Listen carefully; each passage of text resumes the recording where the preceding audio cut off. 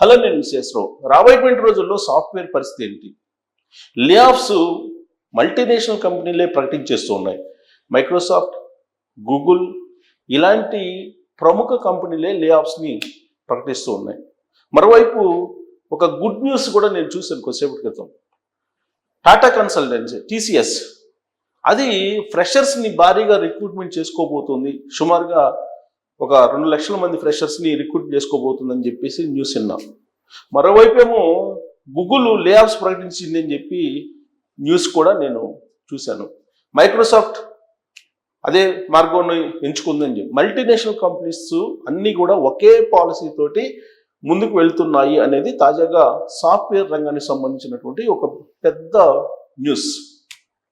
ఏంటంటే లే ఆఫ్స్ ఎలా జరుగుతున్నాయి, మేనేజర్ లెవెల్లో అలాగే హై శాలరీస్ ఉన్నటువంటి వాళ్ళు ఎవరైతే ఉన్నారో వాళ్ళని, అంటే పై లేయర్లో ఉండేటువంటి వాళ్ళని వీలున్నంత వరకు తగ్గించుకునేటువంటి ప్రయత్నం చేయడానికి ఆల్రెడీ రంగం సిద్ధం చేస్తున్నారు. దాంట్లో భాగంగా ఇప్పటికే గూగుల్ కొన్ని వేల మందికి లే ఆఫ్స్ ఇవ్వడానికి సిద్ధమైందని చెప్పి తెలుస్తోంది. అలాగే మైక్రోసాఫ్ట్ ఆల్రెడీ చెప్పేది నెక్స్ట్ మంత్ నుంచి ఆల్మోస్ట్ 12,000 మందిని తీసేయడానికి సిద్ధమైంది. అది కూడా పై లేయర్లో ఉండేటువంటి వాళ్ళు, హై ప్యాకేజ్ ఉండేటువంటి వాళ్ళని తీసేయడానికి మైక్రోసాఫ్ట్ సిద్ధమైందని చెప్పి తెలుస్తుంది. ఇంకొక న్యూస్ ఏంటంటే విచిత్రమైనటువంటి పరిణామం. గూగుల్ అసలు ఏమీ పని చేయకుండా, ఆఫీస్కి రాకుండా మీకు జీతాలు ఇస్తాం, సంవత్సరం పాటు నెల జీతాలు పంపిస్తాం, మీరు ఆఫీస్కి కూడా రావసం లేదు. కాకపోతే మీరు ఈ ఎన్రోల్ అయితే మాత్రం మా కంపెనీలో ఉండాలి అనేది గూగుల్ ఒక కండిషన్ పెట్టిందంట. ఇది పెద్ద సెన్సేషనల్ న్యూస్. ఎందుకనంటే ఎవరికి ఆ అవకాశం ఇచ్చింది గూగుల్ అని అంటే, ఆర్టిఫిషియల్ ఇంటెలిజెన్స్లో ఎవరైతే టాలెంట్ ఉంటారో, క్రీమ్ ఉంటారో ఆ క్రీమ్ని క్యాప్చర్ చేసింది గూగుల్.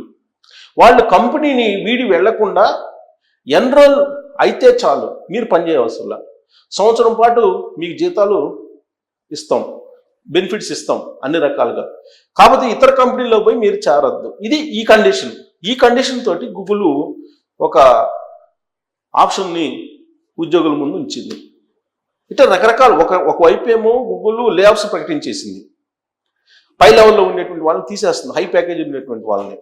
మరోవైపు ఏమో ఆర్టిఫిషియల్ ఇంటెలిజెన్స్లో ఉండేటువంటి టాలెంట్ క్రీమ్ని ఎంకరేజ్ చేస్తూ ఇంకొక కంపెనీకి వెళ్లకుండా, ఇతర కంపెనీలకు వెళ్లకుండా వాళ్ళని హోల్డ్ చేసేందుకు ఉచితంగా జీతాలు ఇవ్వడానికి, పని చేయకుండానే జీతాలు ఇవ్వడానికి అనౌన్స్మెంట్ చేసింది. దీని మీద రకరకాలుగా సాఫ్ట్వేర్ రంగంలో చర్చ జరుగుతుంది. ఒకవేళ వాళ్ళు జీతాలు ఇస్తున్నప్పటికీ కూడా కంపెనీకి వెళ్లకుండా ఉంటే లేదా పని చేయకుండా ఉంటే సంవత్సరం తర్వాత పరిస్థితి ఏంటి? అప్డేట్గా ఉంటామా లేదా? అప్డేట్గా లేకపోతే మార్కెట్లో నిలబడలేం కదా అనేటువంటి అభిప్రాయం ఒకటి ఉంది. 2, అసలు గూగుల్ కంపెనీ ఇలా ఎందుకు ప్రకటించింది అని అంటే, కాంపిటేటివ్ కంపెనీస్ని దాదాపుగా క్లోజ్ చేయడానికి గూగుల్ ఒక పెద్ద ఎత్తుగడ వేసింది.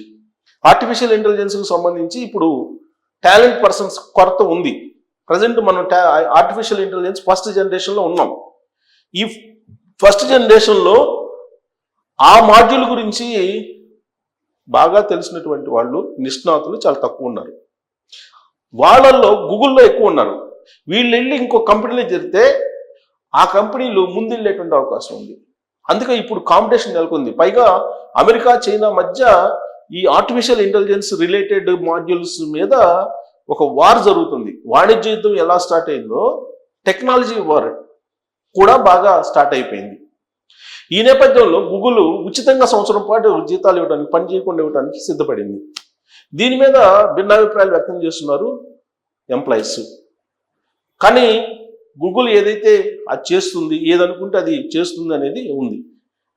నీకు ఆర్టిఫిషియల్ ఇంటెలిజెన్స్ మాడ్యూల్లో మీకు టాలెంట్ అయితే చాలు, పని చేయకుండానే జీతం ఇచ్చేస్తా ఉంటున్నారు. సో కాబట్టి దానికి కొంతమంది ఇష్టపడుతున్నారు, కొంతమంది ఇష్టపడలేదు, ఇలా రకరకాలుగా ఉన్నాయి.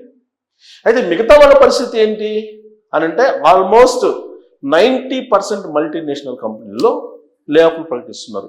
మీ ప్యాకేజీ 70 లక్షలు దాటిందా లేదా 50 లక్షలు దాటిందా, ఇక మీరు ఖచ్చితంగా బయటికి వెళ్ళడానికి మానసికంగా సిద్ధపడి పనిచేసుకుంటూ ఉండాలి. ఇది పరిస్థితి మల్టీనేషనల్ కంపెనీలో.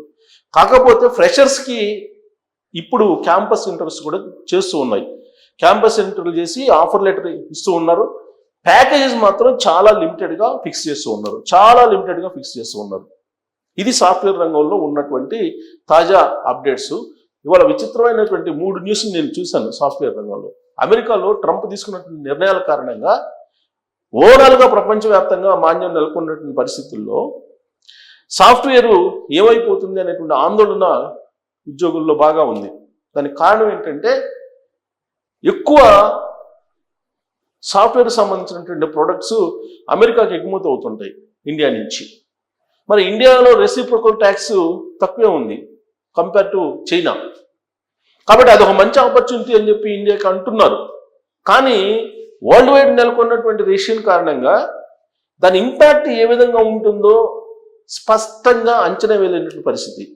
కోవిడ్ సమయంలో ఏ విధంగా అయితే ప్రపంచం మొత్తం ఒక ప్యానిక్ సిచ్యువేషన్లో ఉండిపోయిందో, ఇవాళ ఉద్యోగస్తులు, ప్రైవేట్ ఉద్యోగస్తులు, గవర్నమెంట్ ఉద్యోగస్తులు కాసుమా, వాళ్ళది రాజమార్గమే, వాళ్ళది ఎంత రాజదరహాసం, వాళ్ళది కాదు, కేవలం ప్రైవేట్ ఉద్యోగం, అందులో కూడా సాఫ్ట్వేర్కి సంబంధించినటువంటి వాళ్ళు ఎప్పుడు ఉద్యోగం పోతుందో అనేటువంటి ఆందోళనతో ఉన్నారు ఎక్కువ మంది.